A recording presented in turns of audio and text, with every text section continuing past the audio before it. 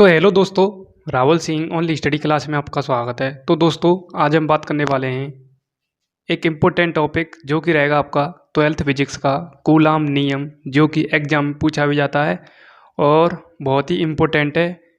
Electric field का एक important topic बन जाता है कूलाम नियम। कूलाम नियम होता क्या है? एक इसका सिंपल सा फॉर्मूला है, एफ बराबर में के Q1 Q2 अपॉन में आर स्क्वायर। इसको हमें ड्राइव करना है। वो कैसे करना है? एक डेरिवेशन की हेल्प से हमें एक ड्राइव करना है।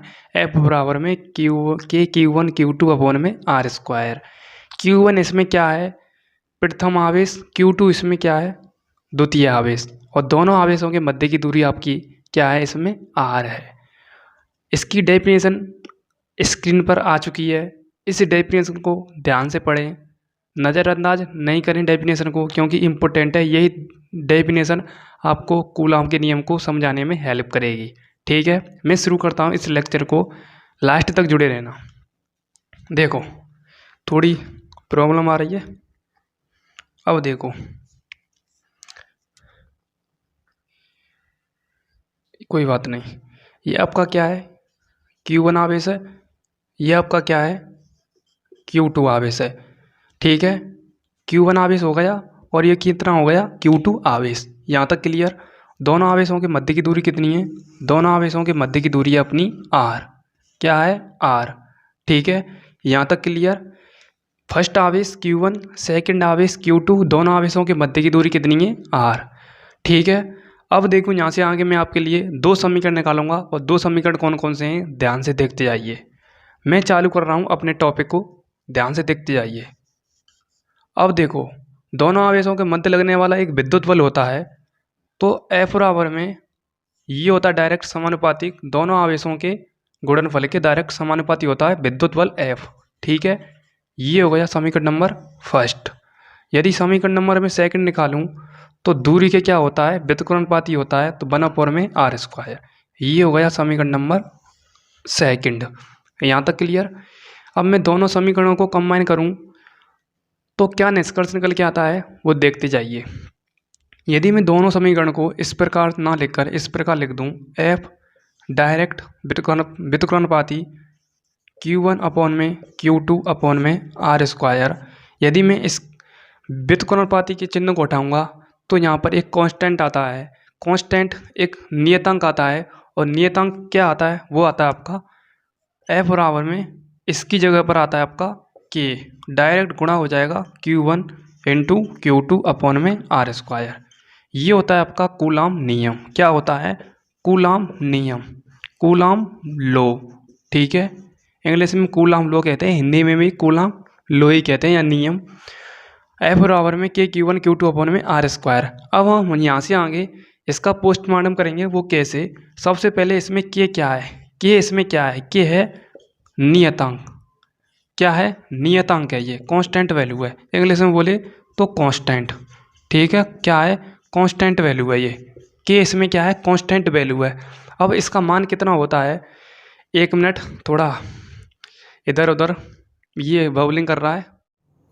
तो अब देखो यहाँ से आगे क्या होता है, थोड़ा बीच में बफरिंग हो गई थी तो वो क्लियर हो चुकी है। अब यहाँ से आगे समझते हैं हम के क्या है। ये कांस्टेंट नियतांक है।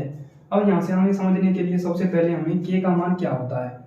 के का मान होता है अपॉन में के इक्वल में 1 अपॉन में 4 पाई एप्सिलॉन नॉट। क्या होता है? Epsilon not. ये होती है के की वैल्यू। के बराबर में 1 अपॉन में 4 पाई एप्सिलॉन नॉट। पाई की वैल्यू कितनी होती है? पाई की वैल्यू होती है 3.14। यदि हम इसे कंबाइन करें तो इसकी वैल्यू होती है 22 अपॉन में 7, यानी 22/7। ठीक है, यहाँ पर एप्सिलॉन नॉट क्या होता है? ये होता है निर्वात की विद्युतशीलता। क्या होता है? निर्वात की विद्युतशीलता। यहाँ तक क्लियर? निर्वात की विद्युतशीलता है। तो आपको वॉइस क्लियर होगी, इसी का मुझे थोड़ा डर है। वॉइस क्लियर होनी चाहिए आपकी। एप्सिलॉन नॉट कितना होता है? निर्वात की विद्युतशीलता। तो मैं यहाँ पर लिख देता हूँ, पाई की वैल्यू कितनी होती है? 3.14 या 22/7। जब हम 22 में 7 का भाग देंगे तो 3.14 वैल्यू आ जाएगी। ठीक है, उसके बाद एप्सिलॉन नॉट क्या है? एप्सिलॉन नॉट है यहाँ पे निर्वात की विद्युतशीलता। क्या है? निर्वात की विद्युतशीलता, विद्युत विद्युतशीलता। ठीक है, उसके बाद इसकी वैल्यू कितनी होती है, इसकी वैल्यू होती है 8.85 into 10⁻⁻12 newton into metre square upon में coulomb square. But newton into metre square upon में कूलम स्क्वायर इसका मात्रक नहीं होता है, ये चेंज हो जाता है, ऊपर चला जाता है, तो ये वैल्यू हो जाती है कूलम स्क्वायर अपॉन में न्यूटन इंटू मीटर स्क्वायर। ठीक है, 8.85 इंटू 10⁻12 माइनस का होना चाहिए। ये किसकी वैल्यू होती है, एप्सिलॉन नॉट की वैल्यू होती है। एप्सिलॉन नॉट को क्या कहते हैं, निर्वात की विद्युतशीलता। यहाँ तक क्लियर। के की वैल्यू कितनी होती है, 1/4 पाई एप्सिलॉन नॉट। पाई यहाँ पर क्या है, 3.14 इसकी वैल्यू होती है। एप्सिलॉन नॉट यहाँ पर क्या है, निर्वात की विद्युतशीलता।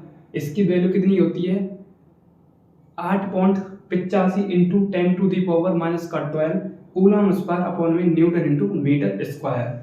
यहाँ तक आप इसका स्क्रीनशॉट लेना चाहें तो स्क्रीनशॉट ले सकते हैं। मैं आगे अब थोड़ा सा रह गया है 5 मिनट का, आगे मैं आपके लिए अभी बताऊंगा, स्क्रीनशॉट ले।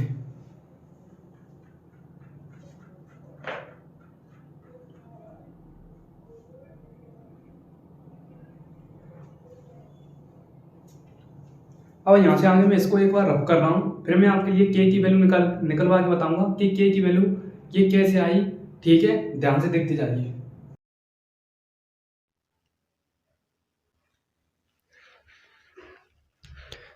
तो दोस्तों आपको थोड़ी वॉइस में प्रॉब्लम आई होगी, बीच में थोड़ी बफरिंग हो गई थी, कोऑपरेट कर लेना अपने आप में। मैं आगे बता रहा हूँ के की वैल्यू को निकालना कैसे निकालते हैं, ध्यान से देखते जाइए।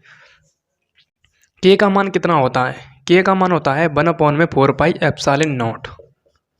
ठीक है, अब मैं के की वैल्यू निकाल रहा हूँ। के इक्वल में 1/4 इंटू 3.14 इंटू एप्सिलॉन नॉट की वैल्यू कितनी होती है, 8.85 गुणा 10⁻⁻12।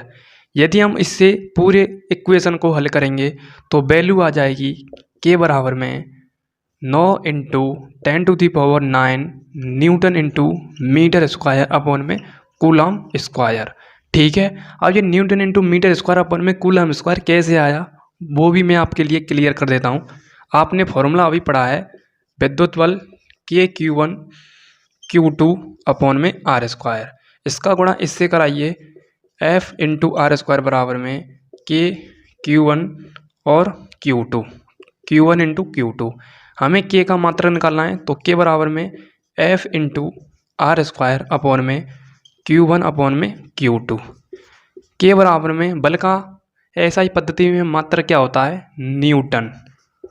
दूरी का मात्रक क्या होता है, मीटर, तो मीटर का होल स्क्वायर।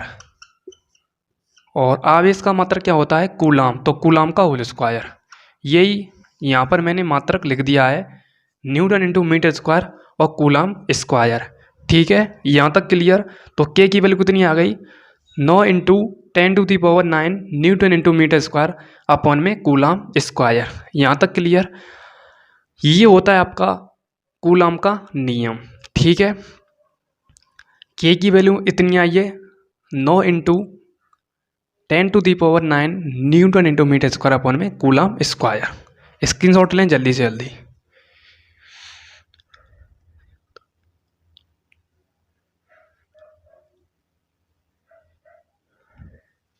तो स्क्रीनशॉट ले लिया होगा आपने।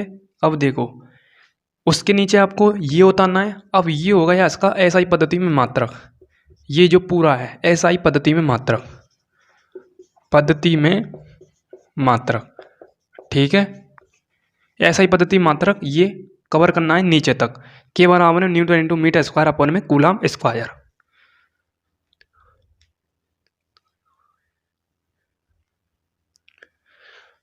यहाँ तक क्लियर।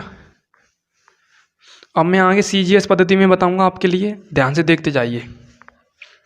सीजीएस पद्धति में क्या होता है इसका, देखते जाइए ध्यान से। सीजीएस पद्धति में हमने अभी पढ़ा है के का मान कितना था, 9 into 10⁻9 newton into metre square upon में कूलम स्क्वायर। ठीक है, यहाँ तक क्लियर। अब देखो यहाँ से आगे हमें 1 न्यूटन की वैल्यू कितनी होती है और 1 मीटर में कितना सेंटीमीटर होता है, 1 कूलम में कितना वैल्यू होता है, वो हमें निकालनी है। और मिनटों में आपका CGS पद्धति में मात्रक आ जाएगा। ध्यान से देखते जाइए। आपने अभी पढ़ा होगा के की वैल्यू कितनी होती है, 1/4πε0। इससे हमें कोई मतलब नहीं है, ठीक है, हमें मतलब है इससे। ये तो मैंने आपके लिए दोबारा ताकि आपको यहीं पर याद हो जाए। अब देखो 1 न्यूटन में कितना होता है, 1 न्यूटन में होता है 10⁵ डाइन। और 1 मीटर में कितना होता है सेंटीमीटर, ये होता है आपका 100 सेंटीमीटर। कितना होता है, 100 सेंटीमीटर। यहाँ तक क्लियर। उसके बाद 1 कूलम में कितना होता है, 1 कूलम में कितना होता है, ये होता है 3 गुणा 10⁹ स्टेट कूलम। कितना होता है, स्टेट कूलम, ठीक है, स्टेट कूलम, ठीक है। 1 कूलम कितना होता है, 3 गुणा 10⁹ स्टेट कूलम। 1 मीटर में कितना होता है 100 सेंटीमीटर। और 1 न्यूटन में कितना होता है 10⁵ डाइन। यहाँ तक क्लियर। उसके बाद मैं आपके लिए बताऊं, इसमें हम मान रखें तो मान रखने पर तो इसमें मान रखते हैं हम तो के बराबर में 9 × 9 पहले से ही दे रखा है, 9 × 10⁹। 1 न्यूटन में कितनी वैल्यू है 10⁵ इंटू मीटर में कितनी वैल्यू देख रही है 100। तो 100 का होल स्क्वायर कर देंगे हम।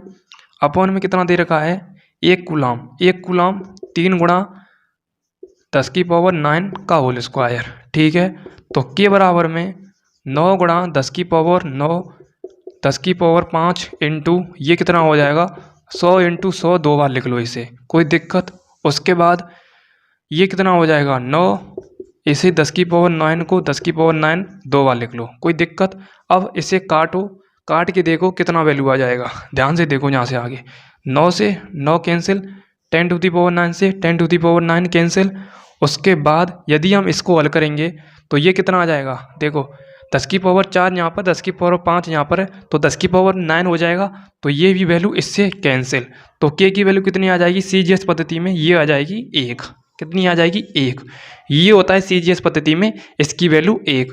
और MKS पद्धति में कितना आया था, मेरा मतलब SI पद्धति में कितना आया था 9 गुणा 10⁹ newton into metre square upon में कूलम स्क्वायर, ठीक है। अब मैं आपके लिए कुछ इंपॉर्टेंट 2-3 पॉइंट लिखाऊंगा, उससे पहले आप एक बार स्क्रीनशॉट लें एक और बार दोबारा से।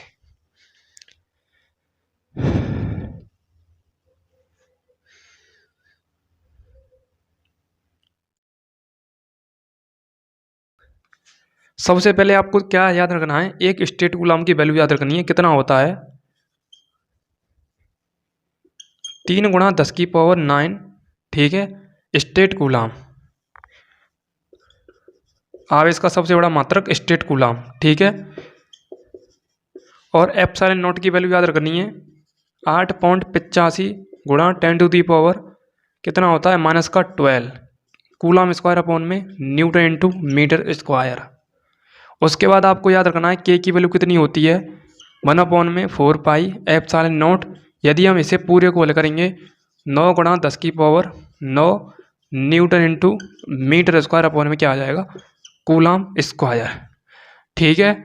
उसके बाद आपको इस समीकरण को हल करने में 1 न्यूटन में कितना होता है 10⁵ डाइन, ठीक है। उसके बाद आवेश का मात्रक क्या होता है, आवेश का मात्रक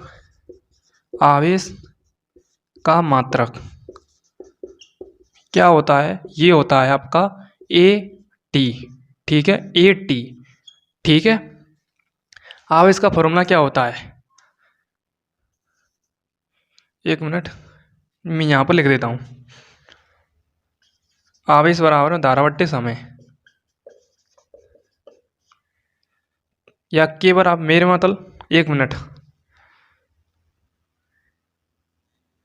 तो आवेश का मात्रा कैसे लिखेंगे, I बराबर में Q इंटू टी होता है, I बराबर में Q अपॉन में T। धारा बराबर आवेश बट्टे समय, आवेश का निकालेंगे तो I इंटू टी बराबर में Q।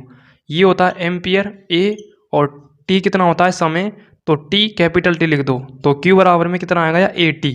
यही मैंने लिखा है आवेश का मात्रक AT। अब मैं आपके लिए बात करूं आवेश का सबसे बड़ा मात्रक, ये तो CGS में हो गया, ये इतना बड़ा नहीं है, ठीक है, ये छोटा ही मानो आप। आवेश का सबसे बड़ा मात्रक है फैराडे। क्या है आवेश का सबसे बड़ा मात्रक, आवेश का सबसे बड़ा मात्रक फैराडे। और एक फैराडे में कितना होता है? 96,500। ठीक है, फैराडे। ठीक है, 96,500। यहाँ तक क्लियर? तो ये होती है आपकी यहाँ तक क्लास। क्लास कैसी लगी मुझे कमेंट में ज़रूर बताएं। मिलता हूँ ऐसे ही ज़बरदस्त क्लास के साथ। एक बात ध्यान से फुल फोकस के साथ बोर्ड की तरफ देख लो, क्योंकि एग्जाम में पूछी जाती हैं ये वैल्यू। सबसे फर्स्ट है आपकी, एक कूलाम में कितना होता है? एक कूलाम में होता है 3 × 10⁹ स्टेट कूलाम।